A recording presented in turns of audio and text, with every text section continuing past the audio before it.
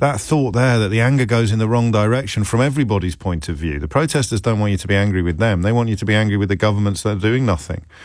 That in some cases are backtracking. Liz Truss, whether or not she U-turns on these plans as well, but she was looking really to backtrack on a lot of environmental promises.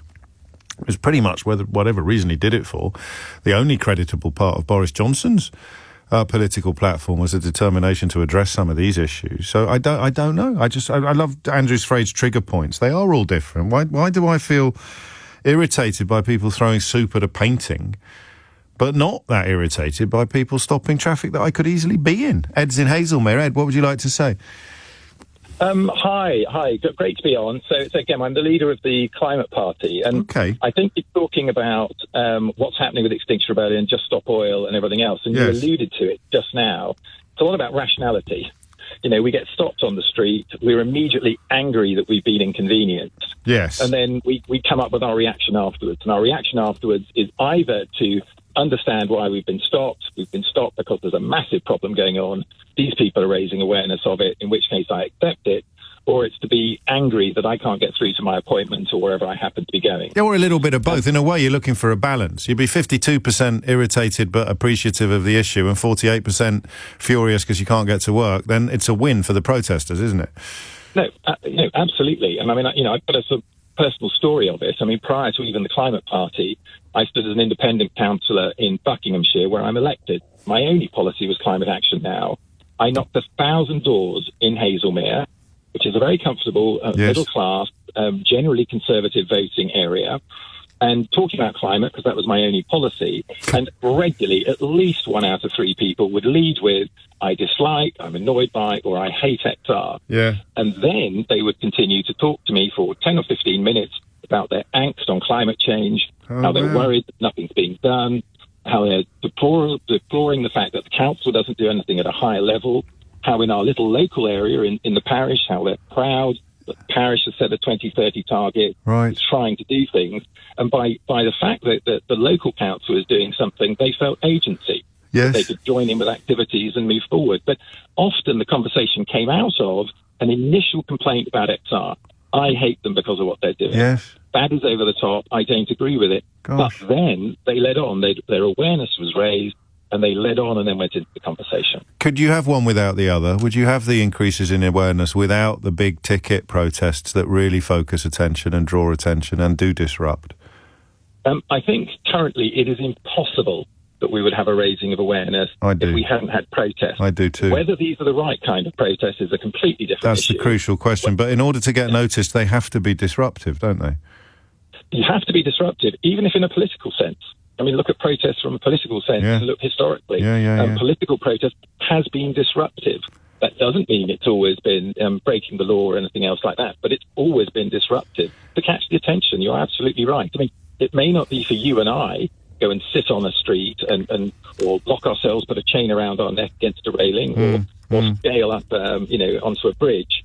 But we should be out doing something else. And whether that's joining, a climate strike in the street, whether it is writing to the councillors and MPs to get more action, whether it's joining the right party that's making the right noises, whether it's voting for the right one at the next election. They're all forms of action that we need to take. And we don't all want to do all of them. Do you know, as you speak, Ed, there's footage on the screen, and it's old footage, I think it's from yesterday, of a protester, I think at the Chinese embassy in London, getting his head kicked in by guards at the embassy. And in many ways, that seemed quite a pertinent thing to pop up on the television, because there's a protester protesting against something that most people can happily agree is egregious and needs to be protested against. But the principles are the same. It's the difference between what protests are acceptable, what authorities should be able to do in order to close them down, how much support you enjoy. And I do fear with some of the protests on the roads that we are days away from seeing some self-appointed vigilante take it upon himself to put, it was at the consulate in Manchester, I beg your pardon, not the embassy in London, take it upon themselves to mete out some summary justice. I've looked you up because I wasn't familiar previously with, now that I've read it, I was familiar with the Climate Party, but I'm interested in your personal story because you're described usually as a former army officer and city lawyer, so not necessarily the most obvious advocate of the sort of policies you are supporting and promoting. What happened to you? Did you have a moment? Did you have a Damascene moment or a pivotal moment? What made you so committed and so passionate? Well, remarkably, I did. Not that would have stopped me doing the action once I'd understood the science. But yes, in June 2019, having started on the 3rd of June World No Disposable Cup Day, about 3 weeks later on, I'd become a bit of a sponge for climate information. I had a dream. My kids, I'm a single father for more than 10 years now, bringing up 2 young boys. At the time, they were 10 and 12. And in my dream, they're 30 years of age. And they're returning back to my semi-detached house in Hazelmere, knocking on the door, and they're in their full army kit. They've khakis, they've got berets on, they've got their green army bags hung over their shoulders. And they come in together and they dump their army bags into the hall. They come into the living room, and I'm sitting there having a coffee. And they come up to me and say, "Papa, we've just come back from Europe where we are shooting people to stop them getting the drinking water."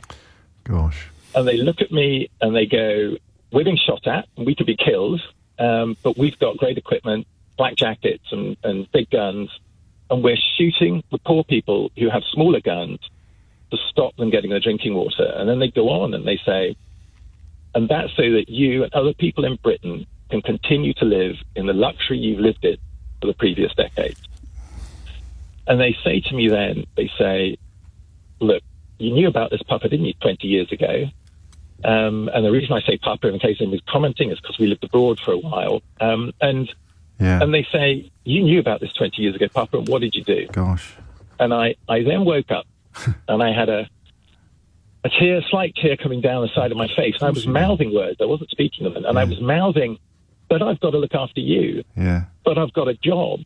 But I've got a mortgage." And I turned around, I put my feet on the ground. I went, "That's just not good enough." And I just decided I would give up on everything in order to solve to dedicate yourself to this, a pioneer. And I just got on it. An outrider, and obviously the success depends entirely upon how many people follow. Thank you, Ed. I found that very moving, and I mean inspiring up to a point, by which I simply mean not as transformative as your dream was. And that's what I mean by guilt, because listening to that, however hard you're trying to persuade yourself that Ed's a bit of a hippie or a silly old, he's right. Especially the bit about, "I've got to look after you, I've got a mortgage, I've got a job, I've got stuff that I've got to do." So either you sit with your guilt, or you pretend that he's your enemy, or you join him.